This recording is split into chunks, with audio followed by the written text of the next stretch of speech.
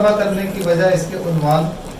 Spain Iqbal کا دوسرا خواب سے ظاہر ہے۔ اقبال کا ایک خواب تو ہم سب کے علم میں ہے، جو انہوں نے خطبہ الہ آباد کے موقع پر 1930 میں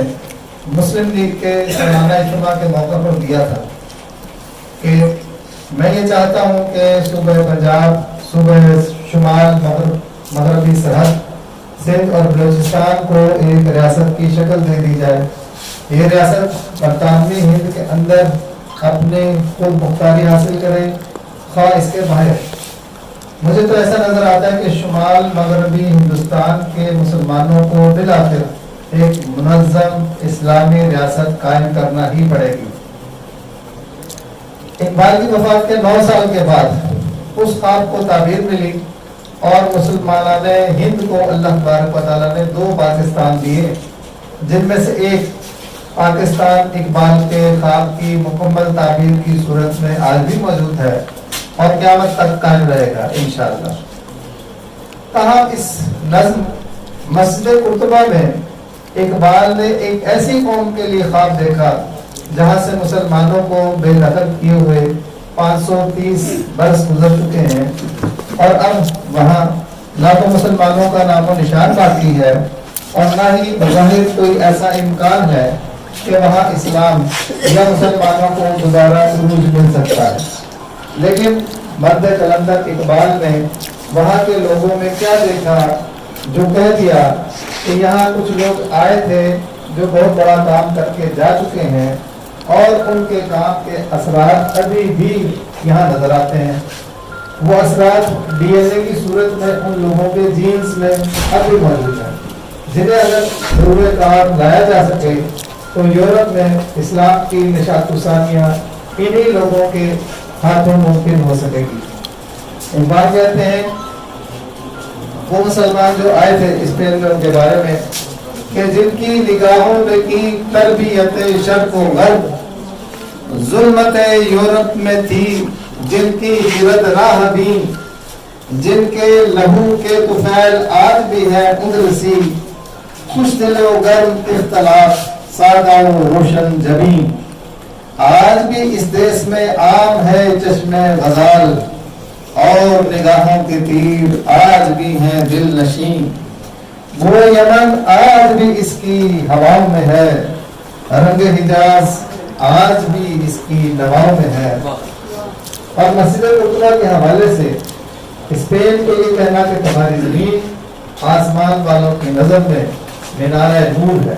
جس سے آسمان والے کئی توقعات کو وابستہ کیے ہوئے ہیں، اور وہ لوگ جنہوں نے یہاں اسلام کا پرچم سربلند کیا تھا، ان کی واقعات الصالحات کا سخت جان قافلہ یہیں کہیں تمہارے مابین موجود ہے۔ کہتے ہیں کہ دیدہ انجم میں ہے تیری زمین آسمان، آہ کہ صدیوں سے ہے تیری فضا بے اذاں، کون سی وادی میں ہے کون سی منزل میں ہے عشق بلاخیز کا قافلہ سخت جان۔ اور یہ وہی قافلہ ہے کہ جس نے شرق و غرب کی تربیت کی اور یورپ کے اندر انلائٹنمنٹ کو پھیلایا اور وہاں پہ اسلام کی روشنی سے ماحول کو منور کیا، لوگوں کو تعلیم دی۔ اور وہ قافلہ جب چلا اور جب وہ جرمنی پہنچا تو وہاں پہ اصلاح دین کی تحریک شروع ہوئی۔ اس کے بارے میں کہتے ہیں کہ دیکھ چکا المنی شورش اصلاح دین، جس نے نہ چھوڑے کہیں نقش کہن کے نشان۔ پھر یورپی رنسانس، اس کے بارے میں کہتے ہیں کہ حرف غلط بن گئی عصمت پیر کنشت، اور ہوئی فکر کی کشتی نازک رواں۔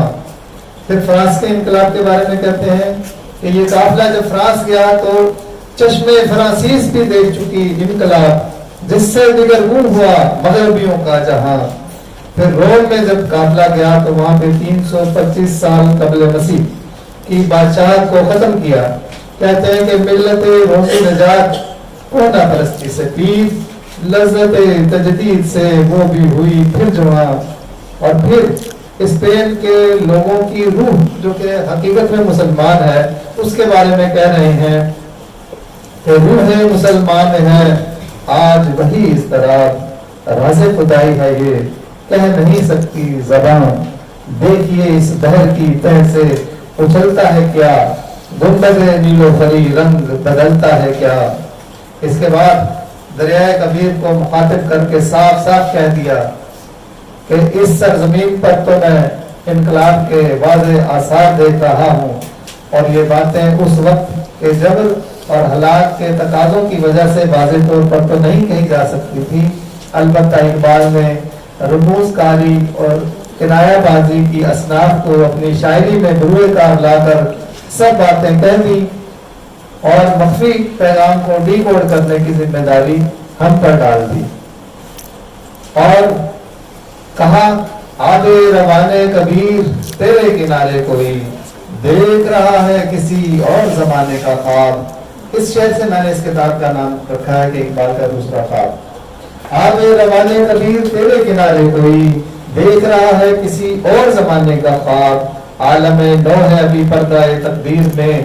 میری نگاہوں میں ہے اس کی سحر بے حجاب، پردہ اٹھا دوں اگر چہرہ افکار سے، لا نہ سکے گا فرنگ میری نواؤں کی تاب، جس میں نہ ہو انقلاب موت ہے وہ زندگی، روح امم کی حیات کشمکش انقلاب۔ اس کتاب میں یہ کوشش کی گئی ہے کہ اقبال کے مرموز کلام کو غیر مرموز کر کے عام کیا جائے، اور کوئی ایسی سبیل نکل آئے کہ اس کا ترجمہ انگریزی اور اسپینی زبانوں میں ہو جائے، تاکہ اقبال کی امانت ان لوگوں تک پہنچ جائے جن سے وہ یہ باتیں کہنا چاہتے تھے۔ اس نظم کے پہلے بند میں اقبال کا زمان و مکان یعنی ٹائم اینڈ اسپیس کا مکمل فلسفہ موجود ہے، دوسرے بند میں عشق کے فلسفے کو تفصیل سے بیان کیا گیا ہے، تیسرے بند میں عشق اور مسجد قرطبہ کے تعلق کو واضح کیا ہے، اور چوتھے بند میں مسجد کے حوالے سے ان لوگوں کی عظیم الشان خوبیوں کو گنوایا گیا ہے جنہوں نے اس مسجد کی تعمیر کی اور اسپین میں اپنی سلطنت 850 برس قائم رکھی۔ پانچویں بند میں مرد مومن کی صفات کا تذکرہ ہے، چھٹے بند میں موجودہ اسپینش باشندوں کو ان لوگوں کا باشندوں میں ان لوگوں کا عکس اور شبیہ تلاش کی ہے جو اب یہاں موجود نہیں، لیکن ان کا خون اب بھی ان لوگوں کے رگوں میں گردش کر رہا ہے۔ ساتویں بند میں جرمنی، اٹلی، فرانس، روم اور پورے یورپ میں آنے والے انقلابات کو مد نظر رکھتے ہوئے اسپینی باشندوں کو اپنے ملک میں اسلامی انقلاب لانے کی دعوت دی ہے، اور آخری بند میں انقلاب کے لیے محنت کرنے اور انقلاب کے ثمرات کو سنبھالنے کی دعوت پر نظم کا اختتام کیا ہے۔ آج جب